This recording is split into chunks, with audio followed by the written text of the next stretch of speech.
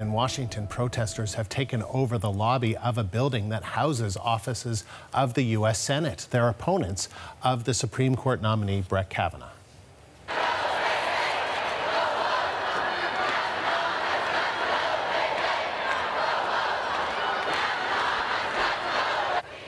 The protests began in the streets, then moved to a rally outside the court building. Now, as you see, police are moving in and removing some of the demonstrators from the Senate office building. The Republican leadership has already scheduled the 2 votes required for Kavanaugh's confirmation. The key there, the few senators from that party who've questioned his testimony. But already it appears they may be leaning to a yes vote. The FBI report about Brett Kavanaugh is now in the hands of senators. Republicans say the report found no hint of misconduct. Earlier today, as protesters gathered outside the U.S. Supreme Court, Republican leaders were holding a news conference inside the U.S. Capitol building. They say the investigation into Kavanaugh has been thorough and that the vote to confirm him will go ahead beginning tomorrow. I feel very good about where this nomination is right now. Now, I don't say that from the standpoint of counting votes. I say that from the standpoint of the qualifications of this candidate and the fact that those qualifications to be a Supreme Court justice based upon his 12 years on the D.C. Circuit without anybody finding any fault with his qualifications to serve there. But that hasn't been talked about much. Everything else. This person is very well qualified. A person that believes in the principles of due process, the presumption of innocence, and readiness to serve are recognized. So Judge Kavanaugh should be confirmed on Saturday. Democrats on the Senate have a different view. They say the White House blocked the FBI from doing its job and that the investigation was far too limited in scope. Here's more of what they had to say. It's simply not credible to say that public testimony in last week's hearing is a substitute for interviews by FBI agents. Not only do senators lack the expertise of FBI agents, we were only given 5 minutes to question Judge Kavanaugh. So, in my view, from what I saw, the investigation was very limited.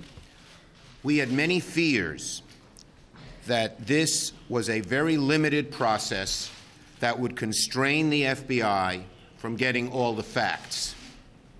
Having received a thorough briefing on the documents, those fears have been realized. And we've gotten word that the Democratic senator from North Dakota, who is in a tight race for her seat, will vote against Kavanaugh. Until now, she has been tight-lipped about her intentions, and her vote was considered a question mark. So a lot more is at stake than just a seat on the Supreme Court. The midterms are just a few weeks away, and this nomination process will likely inform some voters' intentions. Suzette Martinez is a Republican strategist, and she's based in Los Angeles. So, Suzette, how could the fact that the White House is standing by Kavanaugh influence Republican voters? Actually, it's a really important time, and I think that the Republican strategy has been an amazing strategy. They've come out in support of Kavanaugh. They've come out in support of both Ford by making it not a mutually exclusive thing to believe both stories, yet also called for an FBI investigation. This is a really important time during the midterm elections in October. Over the course of the past couple of decades, early voting has been a huge deal for Americans. And early voting in Arizona starts in about 6 days. Of the five of the six key Senate seats that Republicans need to hold up that are currently toss-up seats are all early voting states, ranging anywhere from Arizona's early vote comprising about 66% of their vote in 2016, as well as Tennessee about at 76%. So I think it's perfect timing. Early voting is starting soon. I also think that the president's support has invigorated the base. And at this moment now is when you need that base to turn out the vote, to knock on doors, to make calls. For the past 2 weeks, the base has really been invigorated, which is important for the midterm election. Let me ask you a little bit more about that, though, because, you know, we saw the president, many have characterized how he was at a rally as mocking Christine Blasey Ford. You know, today we saw a lot of protesters in Washington, D.C., mostly women, and then we saw there was a news conference with Republican senators. They were all white men. You know, so what does this say about the women's vote specifically? Well, I think that it's kind of a little bit of perspective when it comes to whether or not the president was mocking Dr. Ford. I think we live in a very partisan time here in America, and I think you would kind of see that that is definitely partisan. Democrats would say that they think that the president was mocking. Republicans say that they don't think the president was mocking. He was just delivering the facts. What we're concerned with, or Republicans and strategists need to be concerned with in terms of the midterm, is where that middle, where that 5–8% of the swing vote is going to vote. And I think, according to polls last week, Republicans were at the highest approval rating that they've been in 7 years. And polls both this week have come out that the Republican strategy is actually working. So I don't necessarily think that the women's vote didn't change during the 2016 presidential election when President Trump was voted in. He didn't lose enough of that vote to make a difference. I think we're going to see that same trend here. A lot can happen between now and the election, but I think we'll see the same trend. Is there a political advantage the Republicans could gain from all of this, do you think? Yeah, I think invigorating their base, fundraising. My biggest concern for Republicans right now is staying on message and having messages for their House seats. The Senate seats are going to be a little bit easier. I think there's a little bit more data to support their strategy has been working, but they could potentially lose the House. That would be my bigger concern. If the Kavanaugh Supreme Court nomination is confirmed, would the Republican Party view that as a win, or does it cast a shadow on the party?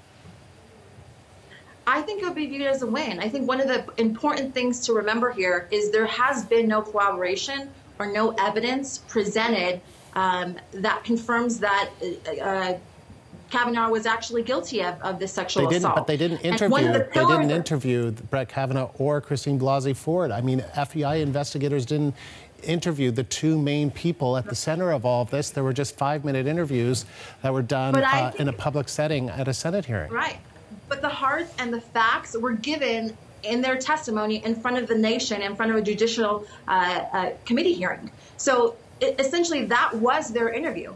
And I think it was actually a good strategy to not bring them back. It could have created, there could have been a little more worms brought out of the can there.